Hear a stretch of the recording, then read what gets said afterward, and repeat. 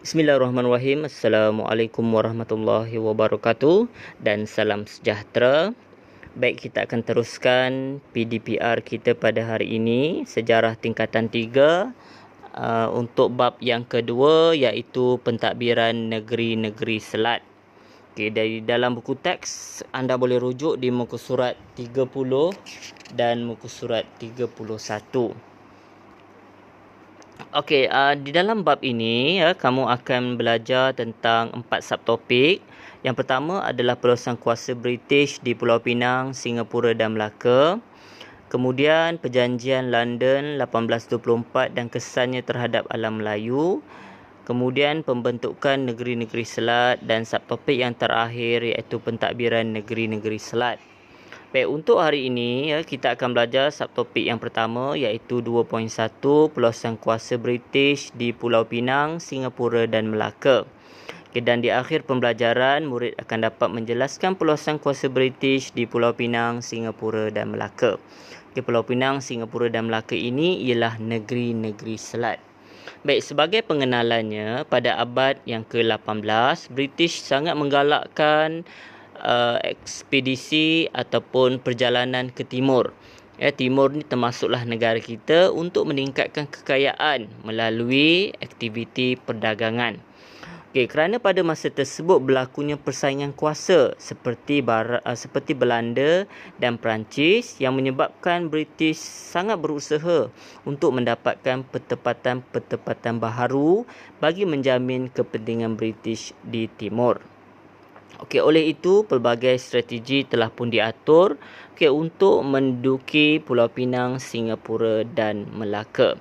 Kenapa pentingnya pertempatan strategik ini? Untuk memenuhi keperluan perdagangan dan keselamatan British di alam Melayu. Oleh itu mereka bersaing dengan kuasa barat untuk mendapatkan negeri-negeri selat ini, iaitu Pulau Pinang, Melaka dan Singapura. Baik, untuk hari ini juga kita akan lihat hanya latar belakang negeri-negeri selat, iaitu Pulau Pinang. Baik, kita tengok yang pertama. Pulau Pinang ini merupakan sebuah wilayah Kesultanan Kedah dan menjadi tempat persinggahan pedagang-pedagang dari Linggi yang berdagang dengan Kedah. Dan Pulau Pinang ini juga menjadi pelabuhan dagang dari daerah serantau terutamanya dengan Aceh di Sumatera. Kemudian pelabuhan yang paling awal ialah Pelabuhan Batu Uban. Yang dibuka di Pulau Pinang dan sering dikunjungi oleh pedagang-pedagang Arab. Berkaitan dengan pertempatan Batu Uban ini, pertempatan ini telah dibuka oleh orang Melayu dari Sumatera pada tahun 1759. Sultan Kedah telah menganugerahkan kawasan tersebut kepada orang Melayu dari Sumatera sebagai membalas jasa mereka yang telah membantu Kesultanan Kedah dalam menentang Siam.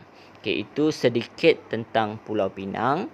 Seterusnya kita lihat pula Singapura. Pertama, Singapura ni merupakan sebuah wilayah Kesultanan Johor Riau yang meliputi Pahang, Johor dan gugusan Kepulauan Riau Lingga sejak abad ke-16 hingga abad ke-19.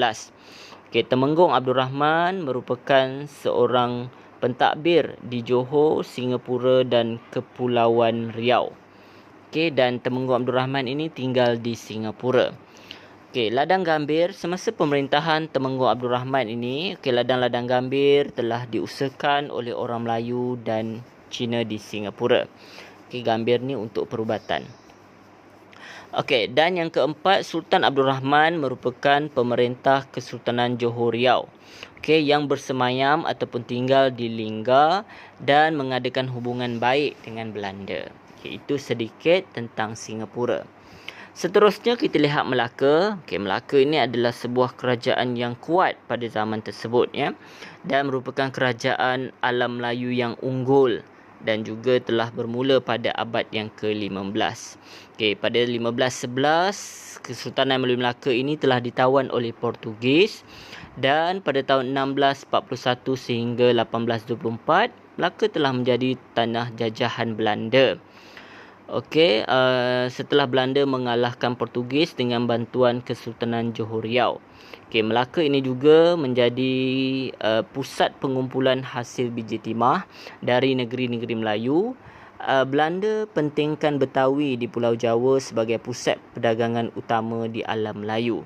Okay, nanti kita akan lihat bagaimana pembahagian kuasa di antara Belanda dan British di alam Melayu melalui Perjanjian London 1824. Okey, itu saja untuk hari ini. Kita lihat latar belakang saja, iaitu latar belakang Pulau Pinang, Singapura dan Melaka. Okey, itu saja untuk hari ini. Sekian, terima kasih.